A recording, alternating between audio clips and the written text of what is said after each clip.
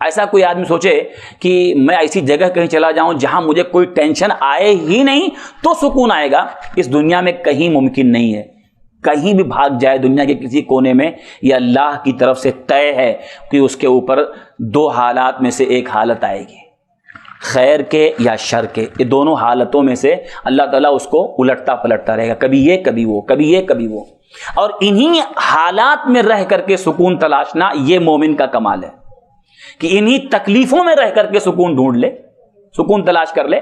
تو یہ بیماریاں جو ہوتی ہیں، مسائل جو ہوتے ہیں، یہ بھی انسان کا سکون برباد کر دیتے ہیں۔ تو اس کا بھی آدمی کو دیکھنا چاہیے کہ اس کا علاج کیا ہے۔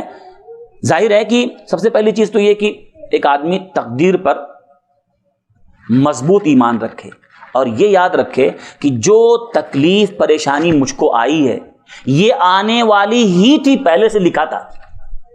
ایسا نہیں تھا کہ یہ نہیں آتی، یہ اللہ کی طرف سے طے تھا تو آئی ہے۔ اور ایمان کی حقیقت اور سچائی یہ ہے کہ ایک آدمی اس بات کو مانے کہ جو چیز اس کو دنیا میں پہنچی وہ اس کو پہنچنے ہی والی تھی، پہلے سے طے تھا، اور جو اس کو نہیں پہنچی تو وہ اسے پہنچنے والی نہیں تھی، یہ اللہ کی طرف سے طے تھا۔ تو یہ اتنا مضبوط ایمان، اگر کبھی کوئی تکلیف آ گئی، پریشانیاں، کتنی بیماریاں آج دیکھی، تو ٹھیک ہے کسی کے ساتھ اللہ تعالیٰ کسی کو آزما رہا تو آدمی سب سے پہلے اپنے ایمان کو درست کرے، نہیں اللہ نے لکھا تھا تو آیا، اللہ نے لکھا تھا تو آیا۔ اب اس کے بعد جب یہ عقیدہ بیٹھ جاتا ہے اللہ نے، میرے رب نے میرے تقدیر میں لکھا تھا پہلے سے تو آیا، اب اس سے پھر نکلنے کا وہ راستہ ڈھونڈے۔ اور جو طریقہ بتایا گیا ہے کہ ایک آدمی کے ساتھ کوئی پریشانی آ جائے، مصیبت آ جائے، سب سے پہلے مان لے کہ اللہ نے لکھا تھا، اور دوسری چیز یہ ہے کہ پھر وہ اللہ سے دعا کرے نکلنے کے لیے۔ وَصَلُ اللَّهَ الْعَافِيَةَ، نبی نے فرمایا صحیح بخاری کی روایت کہ اللہ سے عافیت کا سوال کرو۔ اب جب مصیبت آ گئی ہے تو مانو کہ اللہ نے لکھا تھا تو آئی۔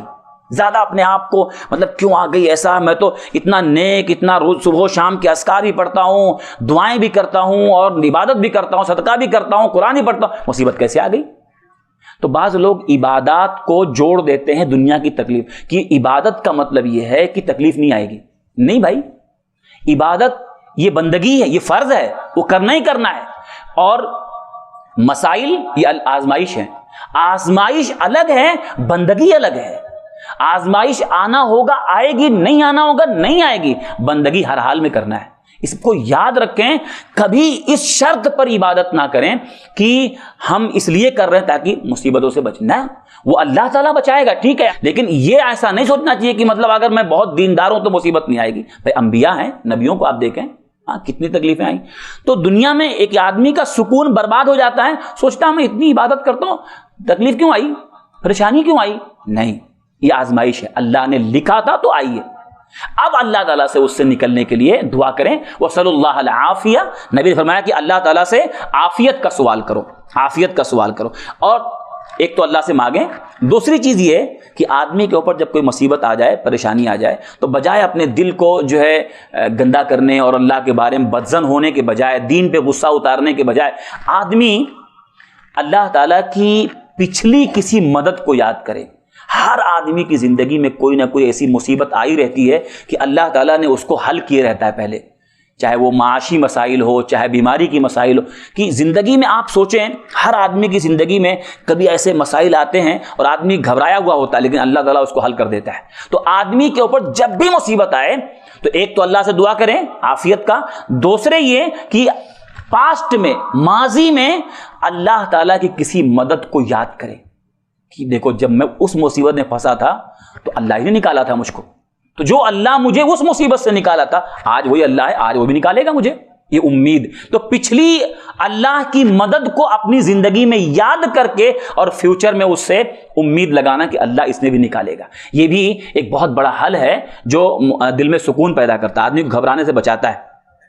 اور ایسے ہی ایک چیز اور اس میں ہے کہ جب بھی کوئی مصیبت تکلیف آ جائے تو اپنی تکلیف سے زیادہ تکلیف والوں کو دیکھنا چاہیے، یہ بھی ٹینشن کم کرنے کا ذریعہ ہے، سکون لانے کا ذریعہ ہے۔ جب ایک آدمی دیکھتا ہے کہ میں مصیبت میں ہوں، پریشانی میں ہوں، ٹھیک ہے کئی دنوں سے تکلیف ہے، پریشانی ہے، لیکن کوئی ایسا بھی ہے جو سالوں سے بیڈ پہ پڑا ہوا ہے، بیڈ پر پڑا ہوا ہے سالوں سے، اللہ تیرا احسان ہے تو نے مجھ کو اس سے بہتر رکھا ہے. تو آدمی جب اپنے سے زیادہ تکلیف والے کو دیکھتا ہے تو ٹینشن کم ہوتا ہے, سکون آتا ہے. ایک آدمی کے پاس ہاتھ ہے, ایک آدمی کے پاس ہاتھ ہی نہیں ہے.